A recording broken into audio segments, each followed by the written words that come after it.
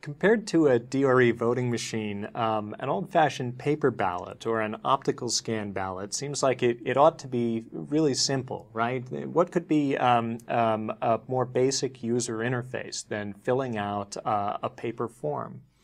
But it turns out that paper ballots have their share of usability problems too. And it's been extensively documented that problems with the design of paper ballots have caused very large changes to election results. We're going to look at a few of those possible problems now, looking at the design of ballots and seeing what can go wrong.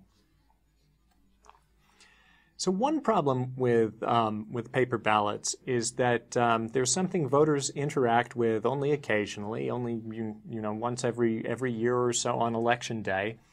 And sometimes the rules for filling them out can be a little bit technical. But voters don't read instructions. So this is just human nature. You come to the ballot and think, I know how to fill out a paper form. I've voted before.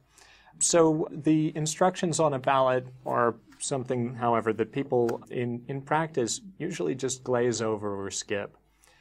This can be a huge problem sometimes, however, if the ballot layout is complicated. Let me show you this example. This comes from Washington State in King County in their 2009 election.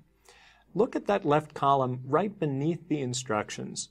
That's actually the first question on the ballot. But because voters don't read instructions, they just skipped over the whole first column thinking it was part of the instructions. And they missed this first race. In fact, 10% of voters didn't bother to fill out that question at all, a much larger fraction than on other ballot designs or other questions on the same ballot. Another kind of problem is layouts that are illogical or too complex. Here's a design of a ballot from Wisconsin in 2002.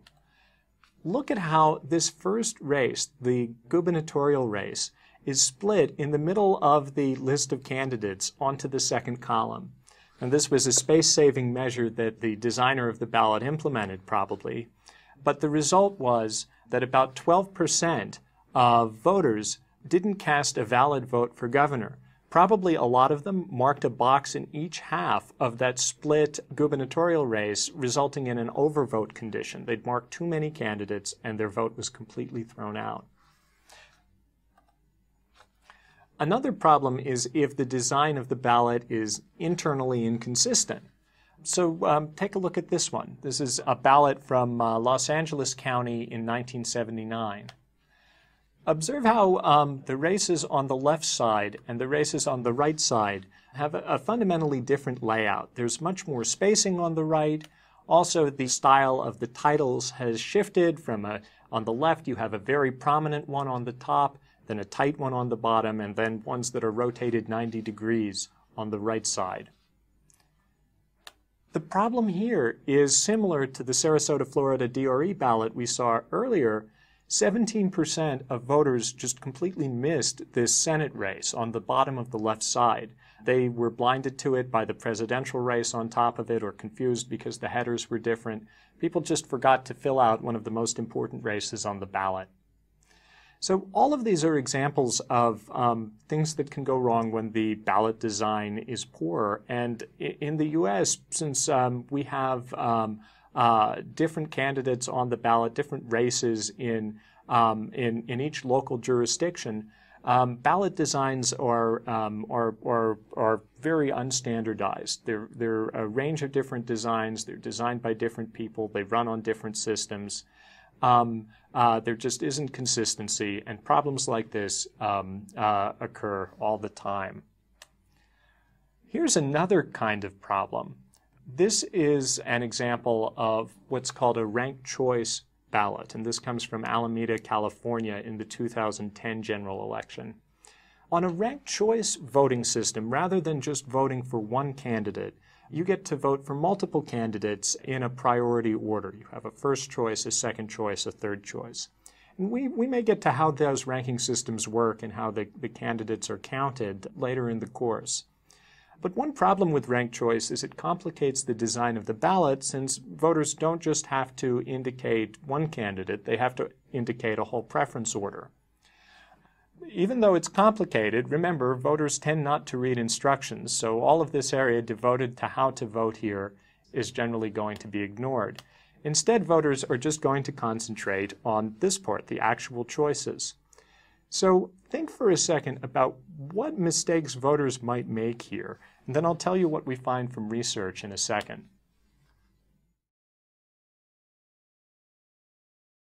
So researchers recently did a usability test on this ballot, and usability testing is hugely important in ballot design.